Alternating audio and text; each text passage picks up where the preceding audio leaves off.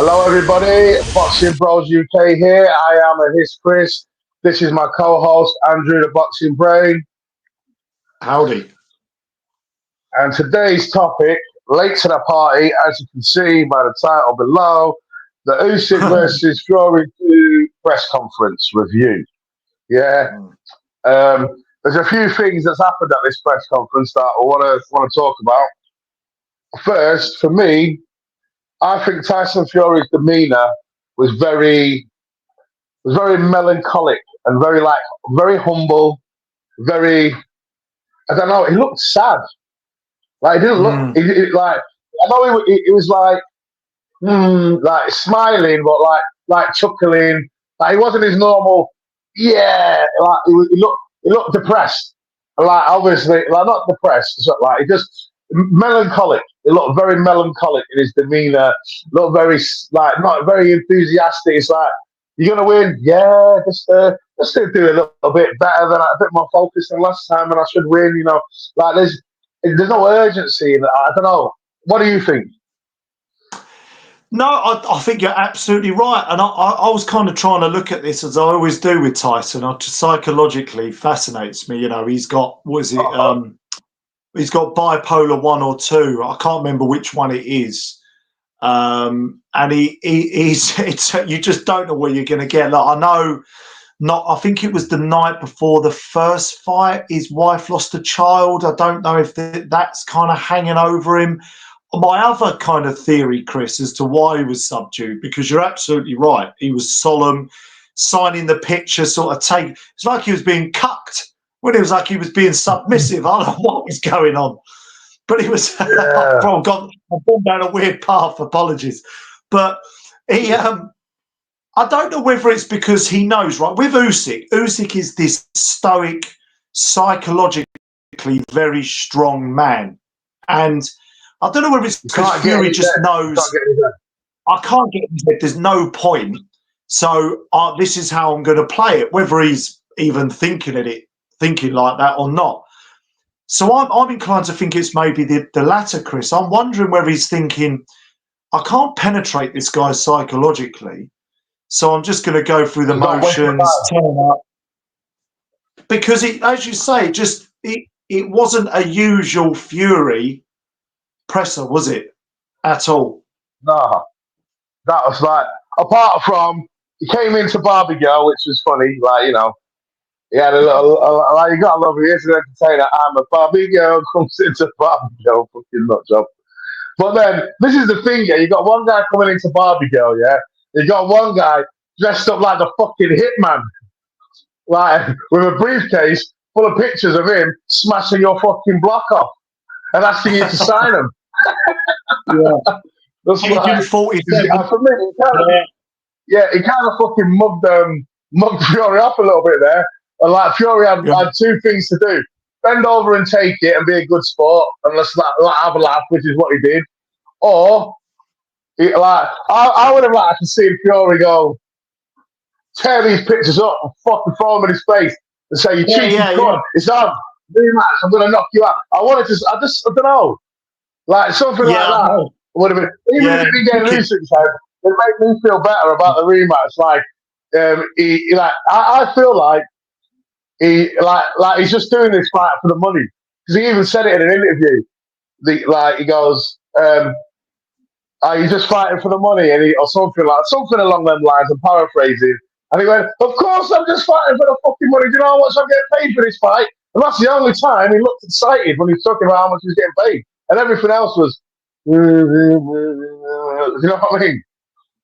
Like, it's only they're going to kind of know what their motivation is, Chris, but a bit similar to AJ in a lot of his recent performances, in that, you know, when you're at the top of the mountain financially, right, both are former heavyweight world champions, both are former unified world champions, you kind of think, maybe, not for me personally, I think they've still got a lot, you know, they can prove, and for their legacy. you know, 3-time heavyweight world champion, all the rest of it. But maybe they just kind of think, I don't, you know, I'm not really motivated to get in there as much anymore. I don't really fancy getting my head caved in as much anymore. I've got family, you know, 7 kids. AJ's got a family. You know, we've seen this before, haven't we? You know, Frank Bruno, to use a heavyweight, you know, had his kind of retina almost, you know, he could have gone blind, had a lot of mental health after. Apparently, after the chucking this in there, the documentary, he's got a slow degenerative problem in his brain. So all these kind of things, you know, Lennox Lewis came out unscathed. Maybe there's a bit of that. Maybe I'm overthinking it, Chris. Maybe there's a bit of after the wars, Fury went with Wilder, and he went life and death with Usyk in the 9th round. Maybe it's taken something away from him. I'm just throwing that idea out there to you, Chris. Really, just see what you think. I think maybe it has, because like you say, he can't get in Usyk's head, so why waste his time and energy? But how about getting your own head and getting the game? You know, it just seems like how. Even when he fought Dylan White, it was respectful, but it was like you could see Fury was in control, kind of thing. Fury was like, it wasn't like,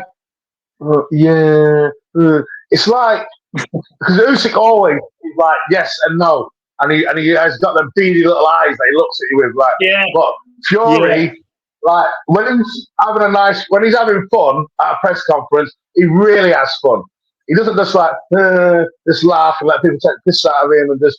Well, I don't know. It just all seemed a bit all wrong, body language and all that. I don't know.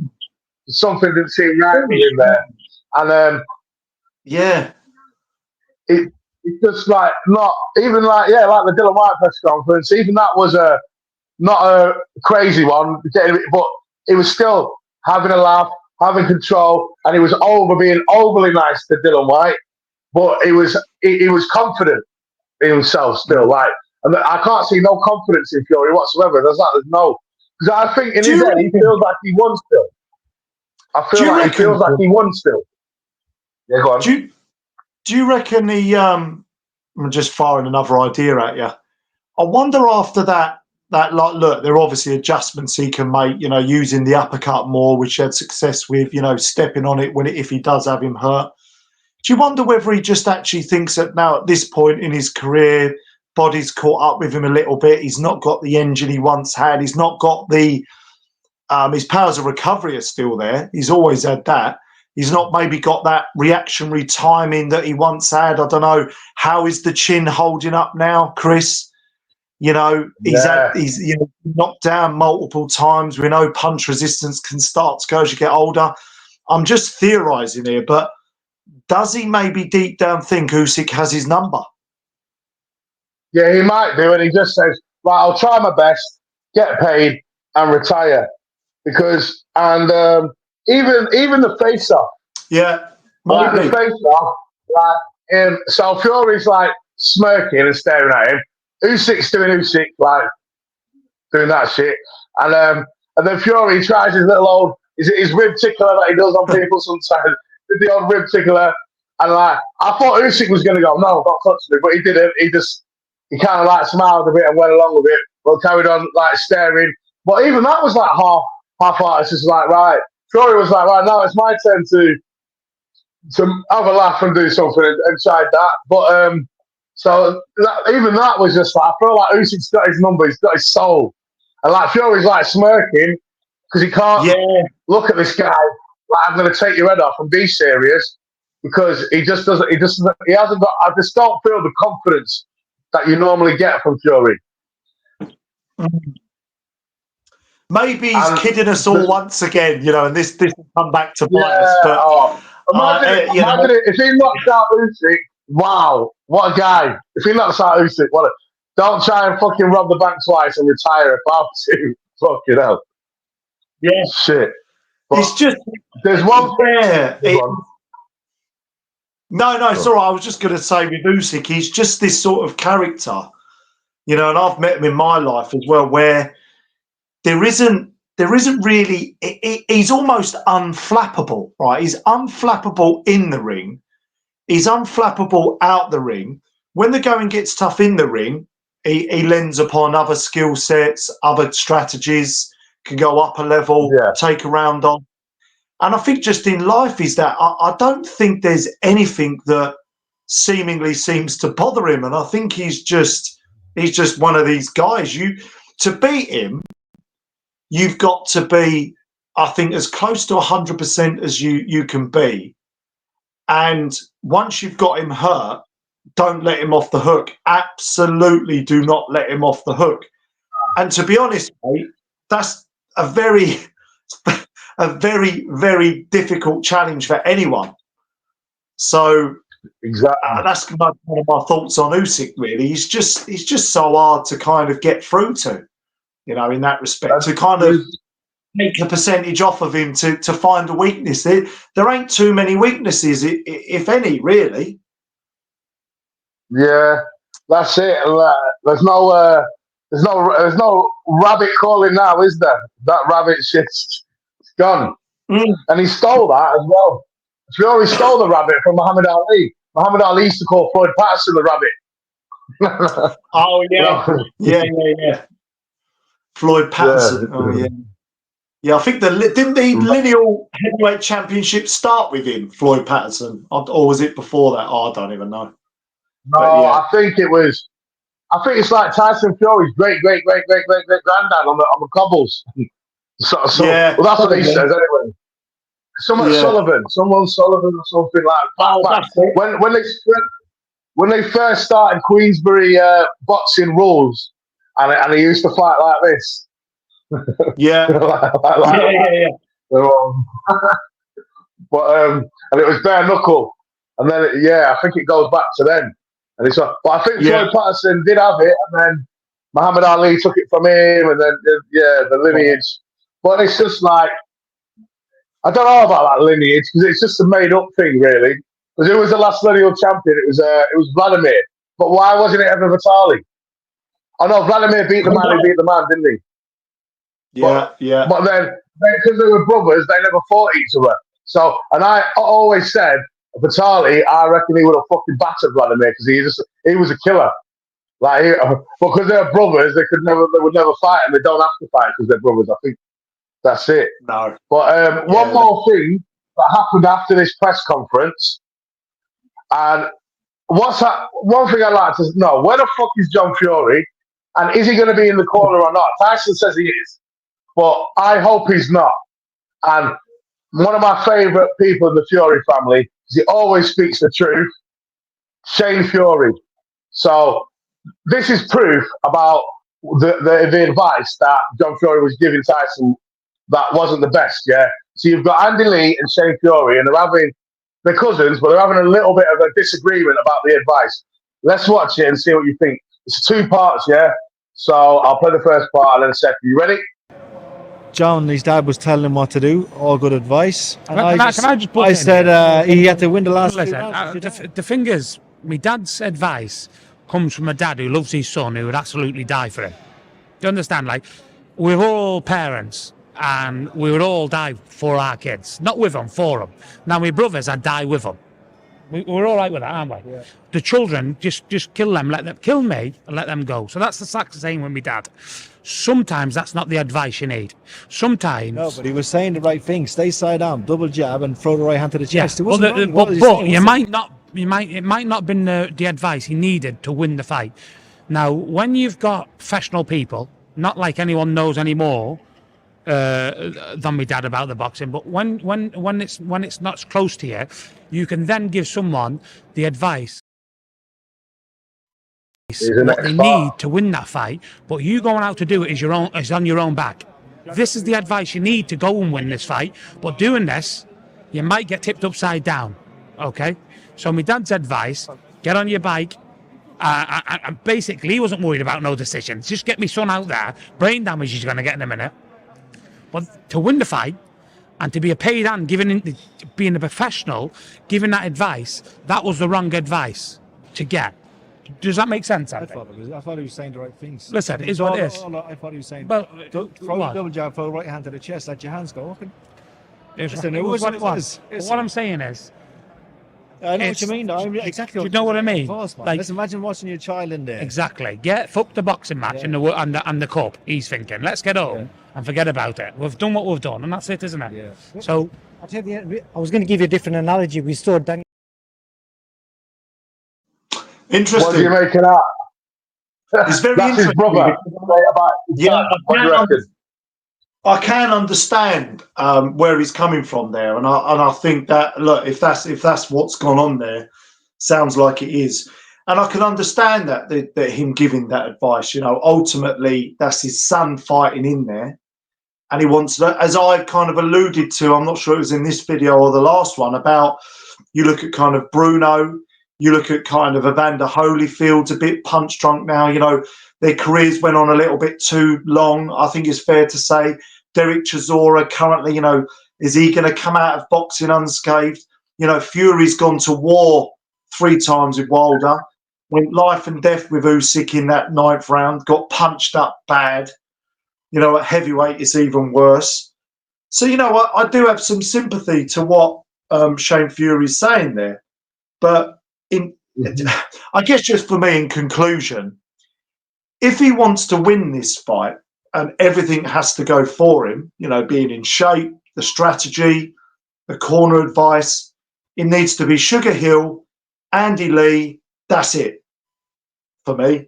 Yeah. If he wants to win. Because he might have to take a lot of punishment to win. Now, that's up to him whether he's willing to go to that well once again. Has he got it in him to go to that well once again, to potentially suffer in order to get the win? Now, only he knows that. I'm not going to know that. So that's my thoughts on it, Chris. Yeah, me too.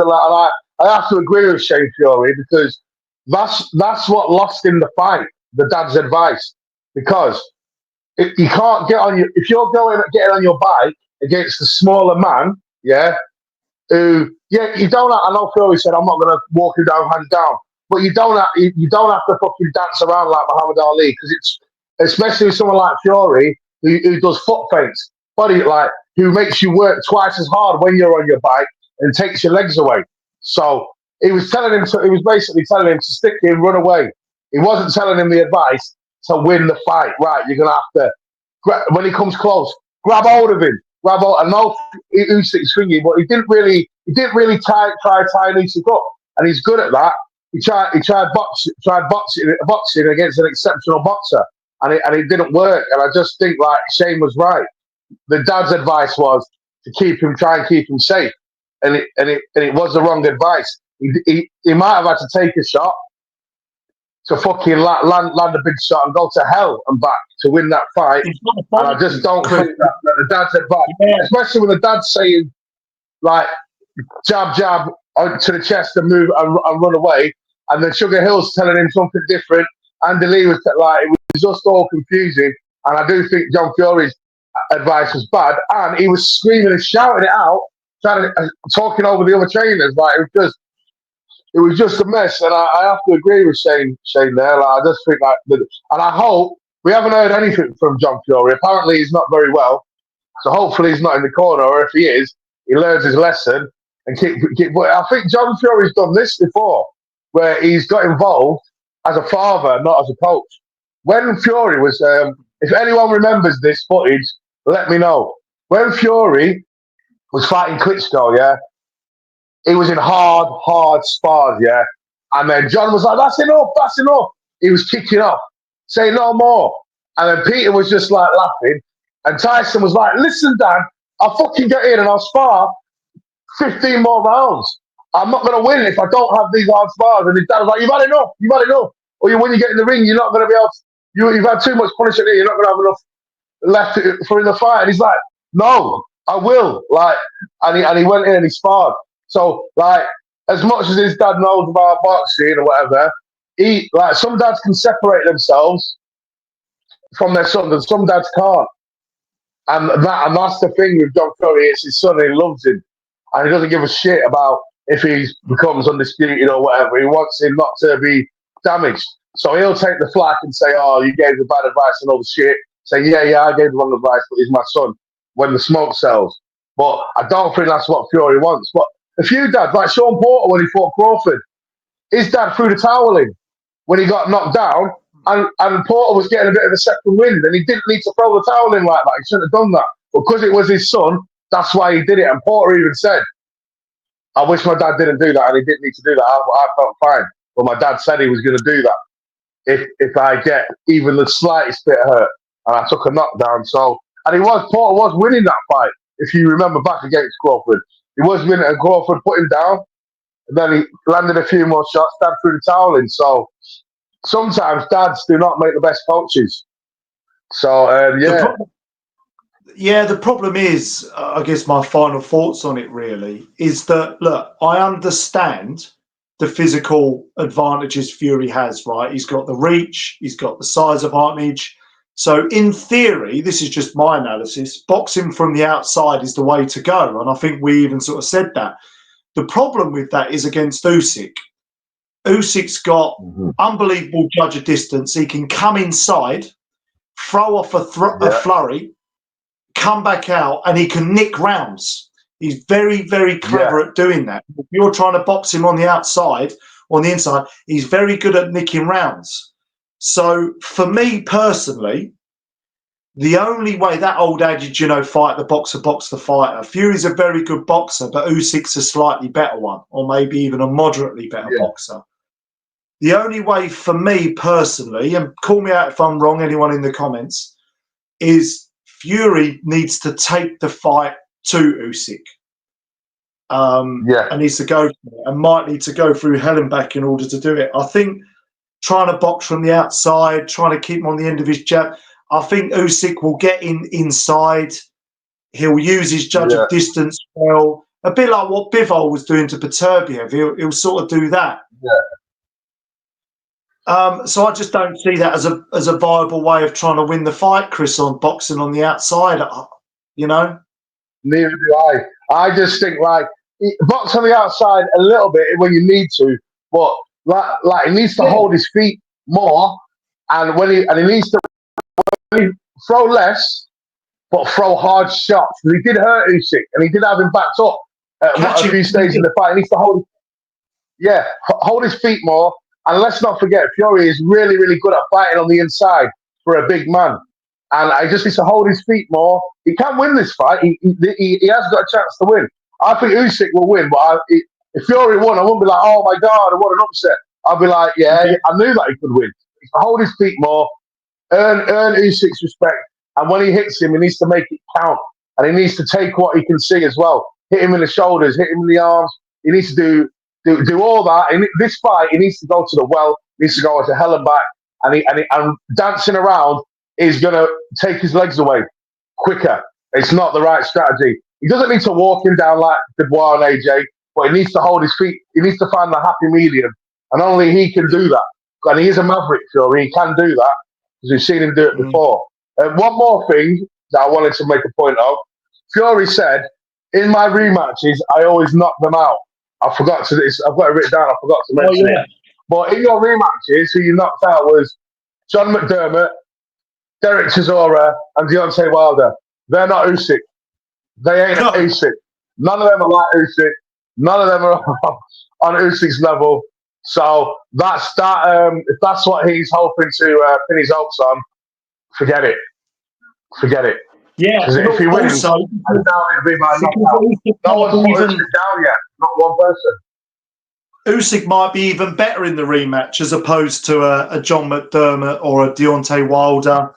But Usyk's potentially going to be even better. So, exactly. I'm not sure about that comment, to be honest with you. But so I don't know where he's going with that.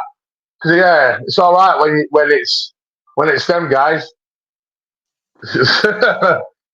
Yeah. Well, I think that's it from us. Boxing Bros UK. Like and subscribe. Give us your thoughts and comments, please, guys. Thoughts and comments. Cheers.